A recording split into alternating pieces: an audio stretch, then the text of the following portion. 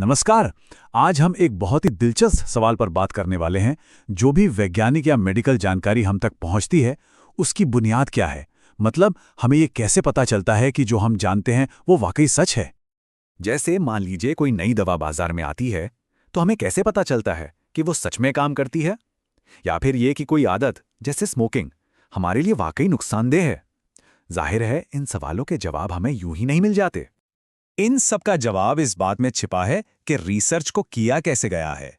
और यहीं से कहानी शुरू होती है एक सही ब्लूप्रिंट की, जिसे हम कहते हैं रिसर्च डिजाइन। यही वो नक्शा है जो पूरी खोज की प्रक्रिया को गाइड करता है। तो चलिए इस ब्लूप्रिंट को थोड़ा और गहराई से समझते हैं। देखिए, वैज्ञानिक जानकारी हासिल करने के मोटे तौर पर दो मेन तरीके होते हैं और ये इस बात पर डिपेंड करता है कि रिसर्च का मकसद क्या है। एक तरीका है ऑब्जर्वेशनल स्टडी। इसमें रिसर्चर्स बस दूर से चीजों को देखते हैं, जैसे कोई फिल्म चल रही हो, वो किसी भी तरह से दखल नहीं देते। और दूसरा है इंटरवेंशनल स्टडी। जैसा कि नाम से ही पता चल रहा है, इसमें रिसर्चर्स जानबूझकर दखल देते हैं, कुछ बदलते हैं, जैसे किसी नई दवा को टेस्ट करना। तो चलिए सबसे पहले ऑब्जर्वेशन की दुनिया में चलते हैं। इसे सबूतों के एक पिरामिड की तरह समझ सकते हैं और हम सबसे नीचे से शुरू कर रहे हैं, जहां हमें पहले सुराग मिलते हैं। इस पिरामिड के सबसे बेस पर आती हैं केस रिपोर्ट या केस सीरीज। ये क्या होती हैं? ये किसी एक मरीज या कुछ लोगों के छोटे से ग्रुप पर एक डिटेल्ड रिपोर्ट होती है। अक्सर इसमें किसी नई या बहुत ही अनोखी चीज के बारे में बताया जाता है। कह सकते हैं कि ये साइंटिफिक प्रोसेस में वो पहली चिंगारी होती है जो जिज्ञासा पैदा करती है। और कभी-कभी तो एक अकेली रिपोर्ट भी दुनिया बदल सकती है। इसका एक बहुत बड़ा उदाहरण है 1959 का जर्मनी का एक केस। एक रिपोर्ट आई जिसने थैलिडोमाइड नाम की एक स्लीपिंग पिल को बच्चों में होने वाले गंभीर जन्मजात डिफेक्ट से जोड़ दिया। बस इसी एक रिपोर्ट ने एक बहुत बड़ी हाइपोथेसिस को जन्म दिया। पिरामिड में एक स्टेप ऊपर आती है क्रॉस सेक्शनल स्टडी। इसे एक स्नैपशॉट की तरह समझिए। मतलब एक ही पॉइंट ऑफ टाइम पर एक बड़ी आबादी को देखा जाता है। ये हमें ये तो बता देती है कि अभी क्या हो रहा है, लेकिन ये नहीं बता सकती कि कोई चीज किसी दूसरी चीज का कारण है या नहीं।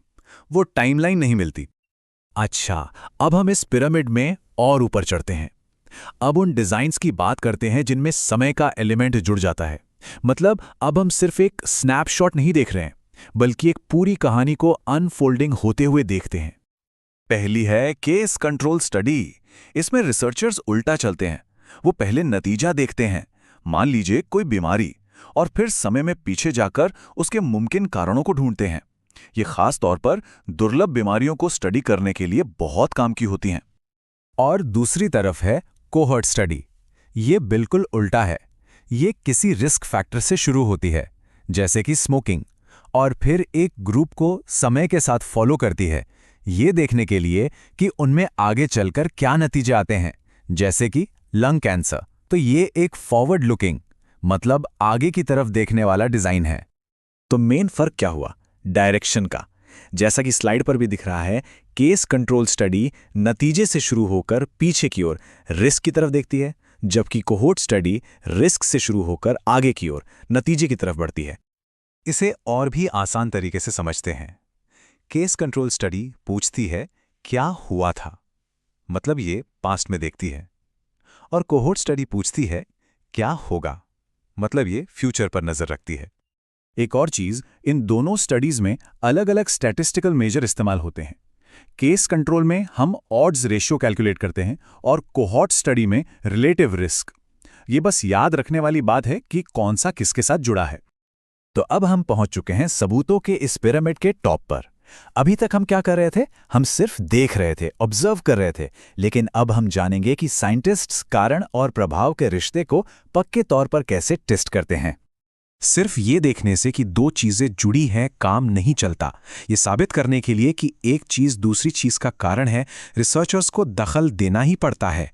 मतलब वो जानबूझकर किसी एक चीज को बदलते हैं और फिर देखते हैं कि उसका असर क्या हुआ। और इसी को कहते हैं एक्सपेरिमेंटल स्टडी। और एक्सपेरिमेंटल स्टडी का जो गोल्ड स्टैंडर्ड है, मतलब सबसे भरोसेमंद तरीका, वो है रैंडमाइज्ड कंट्रोल ट्रायल्स, या जिसे हम शॉर्ट में आरसीटी कहते हैं। इसमें होता क्या है? लोगों को रैंडमली, यानी बिना किसी भेदभाव के, दो ग्रुप्स में बांट दिया जाता है। एक ट्रीटमेंट ग्रुप जिसे इलाज मिलता है और एक कंट्रोल ग्रुप जिसे नहीं मिलता। किसी भी इलाज की असलियत परखने का ये सबसे पक्का तरीका है। चलिए देखते हैं ये काम कैसे करता है। प्रोसेस काफी सीधा है। सबसे पहले एक पॉपुलेशन चुनी जाती है जिस पर स्टडी करनी है। फिर उन्हें रैंडमली 2 ग्रुप्स में डिवाइड कर दिया जाता है। एक ग्रुप को असली इलाज दिया जाता है और दूसरे को कंट्रोल, और आखिर में दोनों ग्रुप्स के नतीजों को कंपेयर किया जाता है। अब ये रैंडमली बांटना इतना जरूरी क्यों है? इसका असली जादू ये है कि ये ना सिर्फ उन फैक्टर्स को जिन्हें हम जानते हैं, बल्कि उन फैक्टर्स को भी जिन्हें हम नहीं जानते, दोनों ग्रुप्स में बराबर बराबर बांट देता है। इससे ये पक्का हो जाता है कि जो भी फर्क आ रहा है वो सिर्फ और सिर्फ ट्रीटमेंट की वजह से है। और इसका असर कितना बड़ा हो सकता है ये जाने बचा सकता है।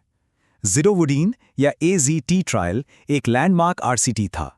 इसी ट्रायल ने यह साबित किया था कि ये दवा प्रेग्नेंट मां से उसके बच्चे में HIV के ट्रांसमिशन को बहुत हद तक रोक सकती है। ये RCTs की पावर का एक जबरदस्त रियल वर्ल्ड एग्जाम्पल है। ठीक है, तो हमने कई तरह के डिज़ाइन देख लिए। अब सवाल ये उठता है कि इतने सारे ऑप्शंस में से कोई रिसर्चर सही तरीका चुनता कैसे है? देखिए, हर डिज़ाइन एक खास तरह के सवाल का जवाब देने के लिए बना है।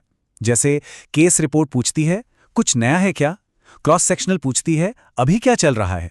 कोहोर्ट स्टडी का सवाल है, आगे क्या होगा? और RCT का सीधा सवाल होता है, क्या ये तरीका काम करता है? तो सबसे जरूरी बात जो हमें याद रखनी है वो ये है कि सवाल हमेशा पहले आता है। रिसर्च डिजाइन तो बस एक टूल है, एक औजार। जैसे कारीगर अपने काम के हिसाब से सही औजार चुनता है, वैसे ही एक साइंटिस्ट अपने सवाल के हिसाब से सही रिसर्च डिजाइन चुनता है।